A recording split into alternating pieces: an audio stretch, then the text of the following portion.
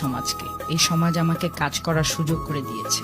রাতের অন্ধকারে সিগারেটের ধোঁয়া উড়িয়ে বেকার ছেলেটি যখন ভাগ্যকে অভিশাপ দিয়ে দেশ ব্যবস্থাকে গালি দেয়, ঠিক তখনই দেশের কোনো এক প্রান্তে আরেকটি ছেলে সিগারেটের সেলসম্যান হয়ে ঘাম ঝরাচ্ছে।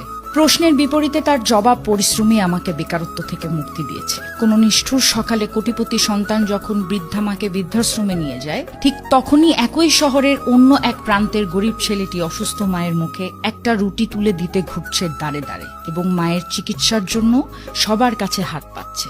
প্রশ্নের বিপরীতে তার জবাব থাকে, মা পাশে না থাকলে আমি কিভাবে বাঁচব। এখন এই জায়গায় এসে মনীষীদের দুটি উক্তি বলতে আমার বড্ড ইচ্ছে হচ্ছে।